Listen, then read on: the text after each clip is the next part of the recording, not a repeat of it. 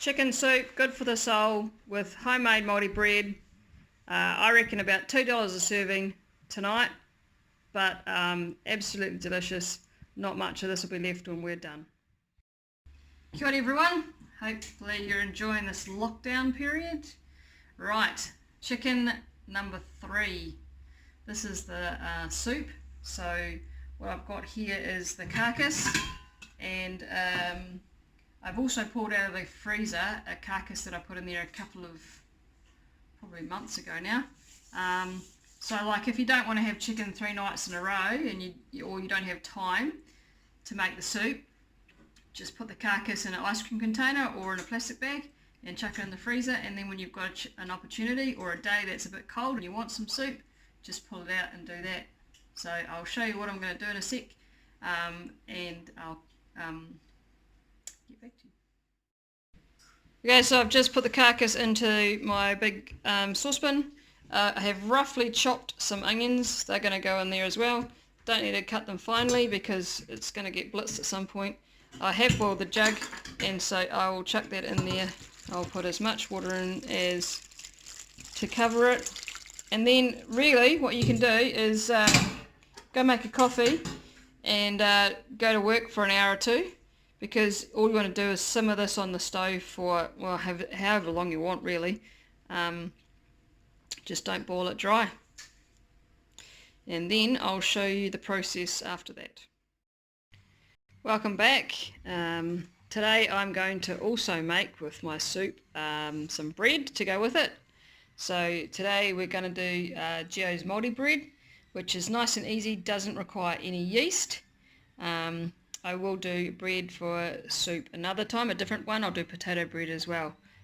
So all of these recipes, I keep them in my folder here, and these are ones that I've either got from people or ones that I've written myself. And so I will make these available. You can either request them and I can send them to you, or I will potentially put this out as a book at some point as well. But I'll make them free of charge, absolutely, to start with.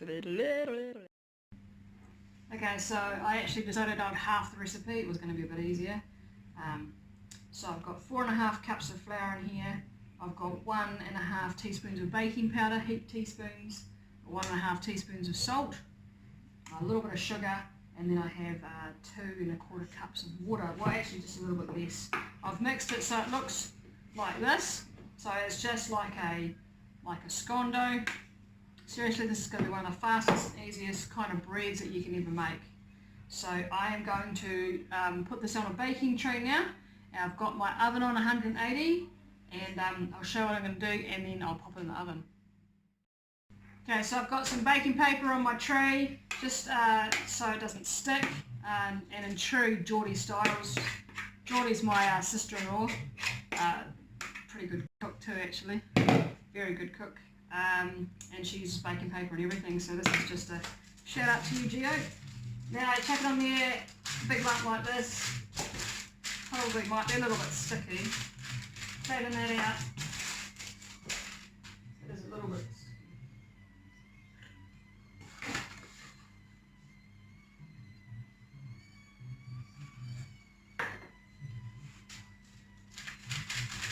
A little bit sticky, so I just put some flour on the tops on my hands so that I can actually flatten it out. You want it to be about half an inch. I don't know how much that is. Old school styles, I don't know, half an inch, maybe 2 centimetres back. Okay, and I try to get it into a bit of a rectangle if I can. Don't really want any holes either, if possible. It is a bit sticky, just a bit sticky, so if you do add a bit of flour like this, just make sure you don't leave it in a lump on the top because it will taste yuck.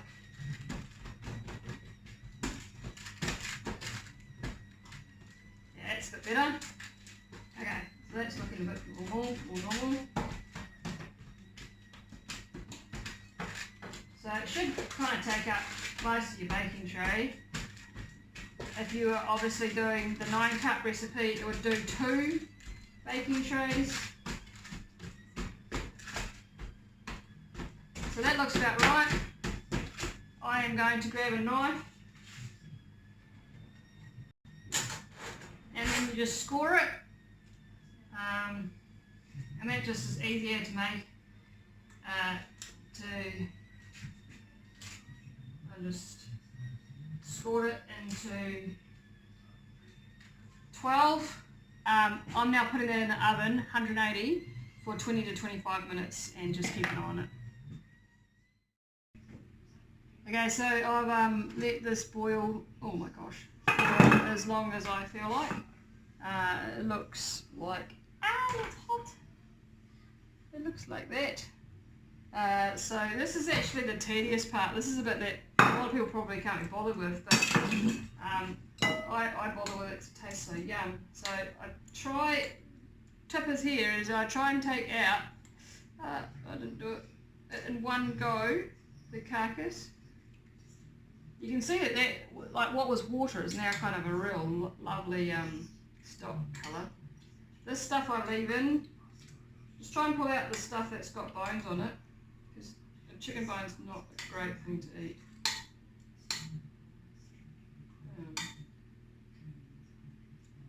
So I just separate it out by chucking it all in here.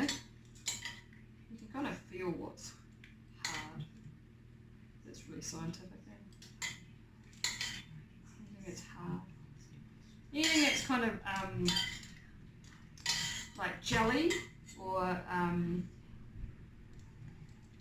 ligaments or whatever, apparently that's amazingly good for you, and that's, I just leave that in there.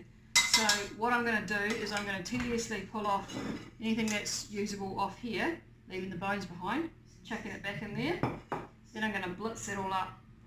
If you couldn't be bothered making the enchiladas yesterday and you had a little bit of chicken left over, then potentially you could have pulled that off previous and chucked it back in, or it would come off now and then you'd have more chunks in your chicken. So if you wanted to do that, I would put your chicken into a separate bowl so that you can have chunks of chicken, because all the rest of this is going to get blitzed. It's nice to have a bit of chicken in there. So I'll do the tedious work and then I'll come back. Okay, so I have pulled apart the chicken. Didn't actually take too long. There's pretty much all the bones. Even though I thought I'd pulled most of the chicken off the chicken last night, there's still a little bit that's come off. There's just not very much there, but still nice. And then just to make sure, I'm using my little slotted spoon here and just going through, make sure that there's no bones in here. And as you can see, I mean, this doesn't look overly appetising, like the skin, and I'm not really into eating that, but it's got a lot of goodness in it and I don't waste it. So because I don't really want to eat it like that, it doesn't look very nice, and plus I want to make sure that there's no bones in here. Then I'm going to blitz this here.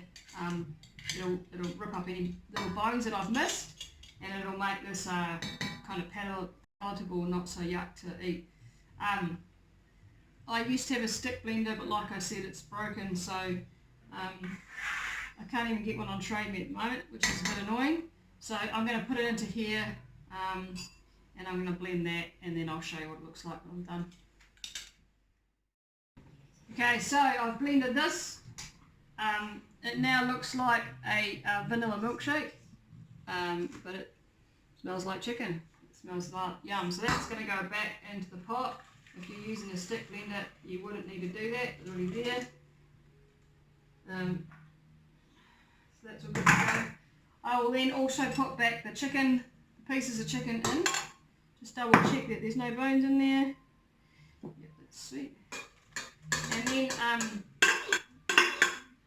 I'm going to add into this chicken, into the soup, sorry, I'm going to add a potato, a medium-sized potato. I'm going to chop it up into little cubes and add that. I'm going to add celery and carrots.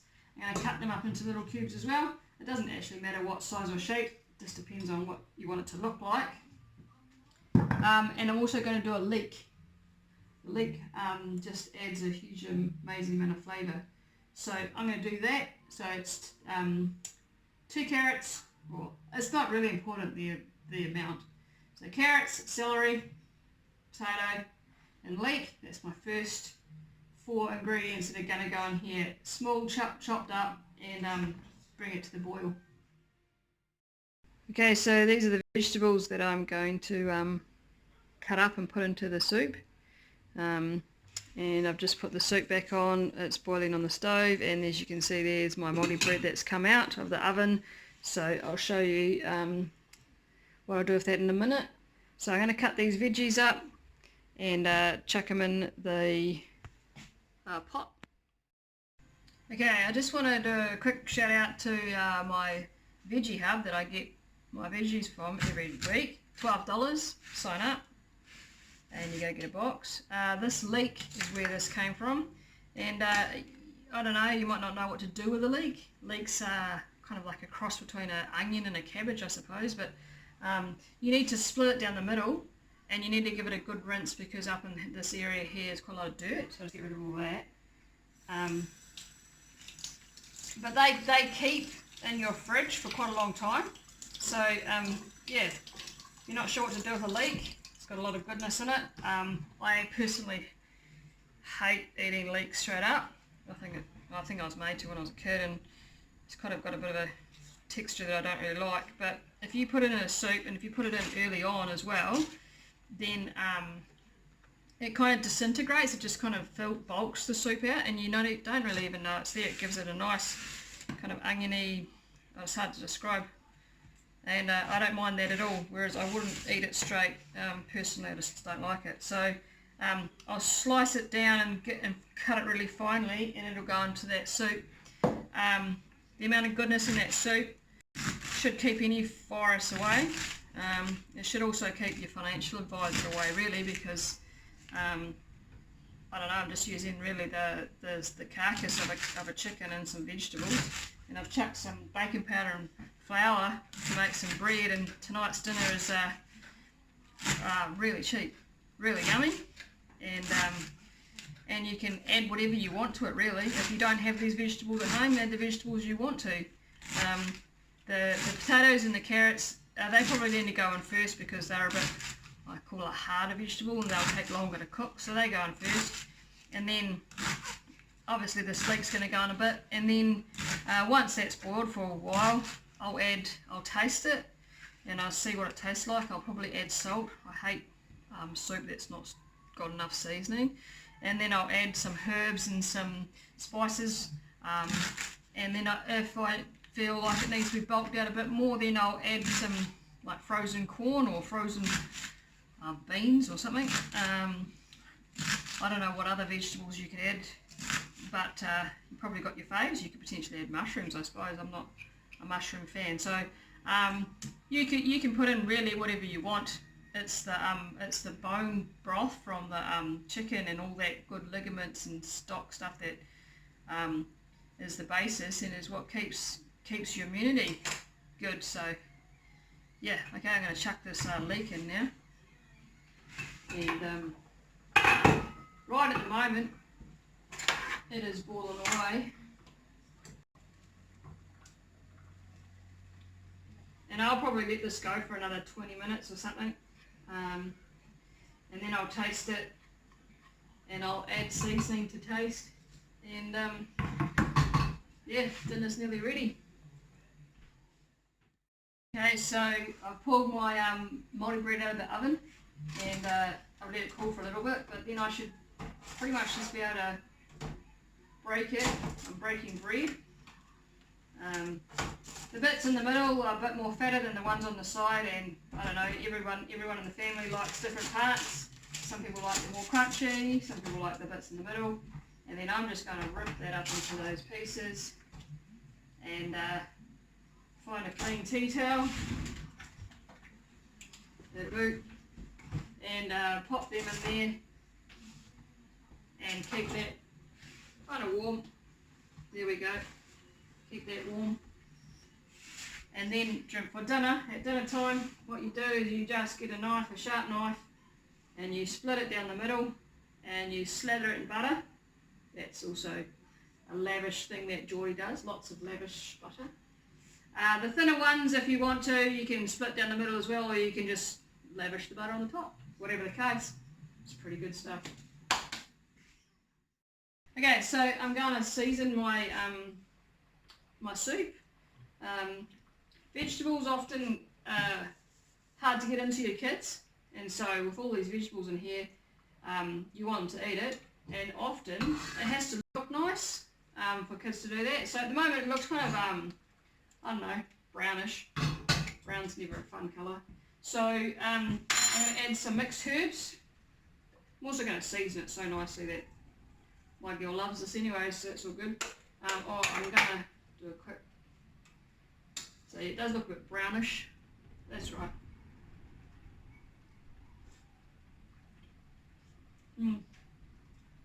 That's really good. It probably needs a little bit of salt, but it doesn't need heaps.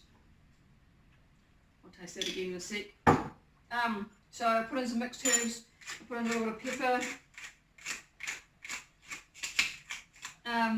My favourite three, this is pretty much what I put in everything. Paprika, cumin, and this might look a little bit posh, but bear with me. When we came back from Dubai, quite a few years ago now, I was allowed to bring in some turmeric root. So this is what turmeric looks like. And I have this little zester thing here again. Got it from my sister-in-law. It's pretty amazing. So I'm going to put some turmeric in. Turmeric's really good for inflammation. Lots of people think it's amazing and have capsules of it these days. But turmeric will also have a really good colour. It'll make the soup like a yellow colour. And yeah, a little bit of paprika, not heaps of paprika, maybe a quarter of a teaspoon. And then I love cumin, probably like a whole teaspoon of that, or half, depending on how adventurous you are. And if I give that a stir now, it'll totally change the colour of that. That looks really yum. Now I've put all that seasoning in, I'll just give it a quick taste test again. Yeah, I am double dipping, but it's boiling, so my germs are going to be killed because it's boiling. Also, I tell myself, oh, it's hot. That's really nice. Doesn't need any more salt, but it might need a little bit more turmeric. So I'll do that, and then I'll show you the finished product. Chicken soup, good for the soul, with homemade Maori bread. I reckon about $2 a serving tonight, but absolutely delicious. Not much of this will be left when we're done.